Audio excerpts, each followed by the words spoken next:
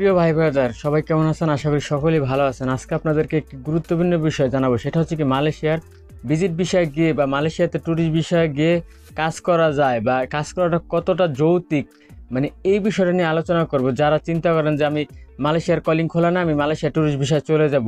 বিশেষ করে আবার অনেকে বলে যে মালয়েশিয়াতে ট্যুরিস্ট বিষয়ে যায় নাকি কাজ করে, কারা কাজ করতে পারে, সেই বিষয়টা নিয়ে আজকের এই ভিডিওটি। অবশ্যই সম্পূর্ণ ভিডিওটি মনোযোগ সহকারে দেখবেন। আসসালামু আলাইকুম, আমি মোহাম্মদ মেহেদী হাসান। যে যেখান থেকে আমার ভিডিওটি দেখছেন, সবাইকে ব্যাপারী মেহেদী অফিসিয়াল চ্যানেলে স্বাগতম।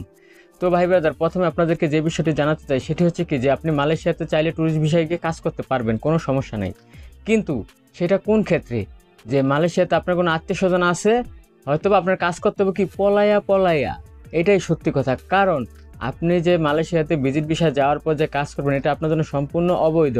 কারণ মালয়েশিয়াতে যে আপনি ভিজিট ভিসা যাই ভিসা কনভার্ট করে ওয়ার্ক পারমিট বা একটা কোম্পানিতে ভিসা লাগাবেন, এরকম কোনো সিস্টেম নাই। সরকার কোনো না কোনো বছর অনেক সময় দেখা যায় সুযোগ দেয়, সেটা কত বছর পর সুযোগ দেয় সেটাও বলা যায় না, যে অবৈধ যারা আছে ভিসা লাগাইতে পারবো। ঠিক আছে, মালয়েশিয়া ভিসা লাগানো বহুত কষ্টের একটা বিষয়, বহুত ঝামেলার একটা বিষয়। তো মনে করেন যে যে অনেকে প্রলোভন দেখায় মালয়েশিয়াতে ভিজিট ভিসা 4 লাখ টাকা 3 লাখ টাকা দিয়ে জায়গা, ঠিক আছে, আমরা সবই জানি ভাই। তো আসলে মালয়েশিয়াতে আসার পরে এই যে কাজ কারা করে, এই যে বিজি ভিসা যাওয়ার পর যদি অনেক সময় দেখা যায় কি ভাই ভাইদের রিলেটিভ আছে, আপন ভাই আছে, ঠিক আছে, যাওয়ার পর একটা কোম্পানিতে কাজে লাগাই দিল, ঠিক আছে। কারণ মালয়েশিয়া এমন একটা জায়গা, কে আর কাগজ আছে না আছে কাজ করতে পারে। আবার এরকমই একটা জায়গা, কাগজ আছে, ভিসা আছে, সব আছে, এটি মাথার নিচে লইয়া পাসপোর্ট মাথার নিচে রেখে ঘুমায়, কাম পায় না, কাজ নাই। বিদেশ আসলে কি, বিশেষ করে মিডল ইস্টের ভিতরে আত্মীয় স্বজন বা নিজস্ব কোনো ঘনিষ্ঠ লোক না থাকলে নতুন যারা যায় তাদের কাজ পাওয়াটা খুবই কষ্টদায়ক, খুবই একটা ঝামেলার ব্যাপার। এটাই সত্যি কথা, এটা আপনার মানতে হইব। কিন্তু আবার অনেকে যে আমার কথার বিপক্ষে বলবেন যে বিজিত বিশ্বাস তো কাজ করতেছে। আরে ভাই, আজকে মালয়েশিয়া ঢুকে কালকে তখন কাজ করে, আমার নিজের চোখে দেখা বিজিত বিষয়, ঠিক আছে। ওই যে ওর আপন ভাই ছিল, আগে তিনি 2 মাস আগে তিনি কাজ ভাও করে তুই হয় আইসে ওরা লাগাই দিছে।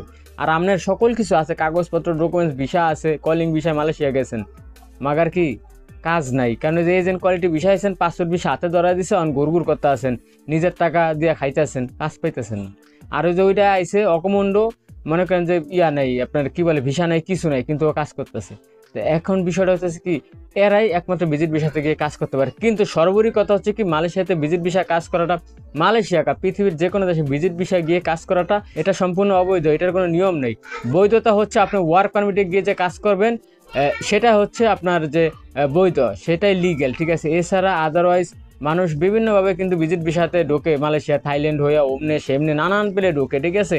কিন্তু আসলে এটা কি আদৌ পর্যন্ত বৈধ? বৈধ না। আর আপনি মালয়েশিয়াতে ট্যুরিস্ট ভিসা যাওয়ার পর যদি পুলিশের হাতে ধরা পড়েন, মালয়েশিয়ার জেলও খাতারনাক, সব কিছু খাতারনাক, সেটাকে বুঝে শুনে নিয়েন। আপনার ভাইও আপনার রক্ষা করতে পারবো না যদি আপনি অবৈধ অবস্থায় ইমিগ্রেশনের হাতে ধরা পড়েন। ভাই, মালয়েশিয়া সম্পর্কে মনে করেন আলহামদুলিল্লাহ যা জানি, যদি আপনি ইমিগ্রেশনের হাতে ধরা পড়েন, পুলিশের হাতে ধরা পড়লে 9/420 করে সমস্যা নেই, বুঝে গেলেন, সেটিং হয়ে গেল। কিন্তু ইমিগ্রেশনের হাতে ধরা পড়লে বুঝবেন কত জানে কত চাল। তো যাই হোক, আশা করি আমি কি বলছি বুঝতে পারছেন। সবসময় সত্যের পথে থাকবেন, সৎ পথে থাকবেন, ন্যায়ের পথে থাকবেন। ন্যায়ের পথটা একটু দীর্ঘ হলেও এটাই মানে ভালো, এটা মনে রাখবেন, ঠিক আছে। আর ভিজিট বিষয়ে গিয়ে কাজের কথা চিন্তা করাটা এটা আসলে উচিত না, ঠিক আছে। আপনি মালয়েশিয়া ঘুরতে যেতে পারেন ভিজিট বিষয়ে, তাই বলে যে কাজের উদ্দেশ্যে অনেক টাকা দিয়ে যাইবেন, দালাল ঠালাল দিয়ে বক্কর চক্কর দিয়ে সিস্টেম করে ঢুকবেন, যা কাজ করবেন, সেই ক্ষেত্রে বুঝা শুনে নিয়েন। কারণ নিজের জীবন নিজের চিন্তাধারা, এই সবসময় ভালোভাবে মানে যে কোনো কিছু করার আগে চিন্তা ভাবনা করে নেবেন। তো দর্শক, আজকের মতো এই পর্যন্তই। সবাই ভালো থাকুন, সুস্থ থাকুন, আল্লাহ হাফেজ।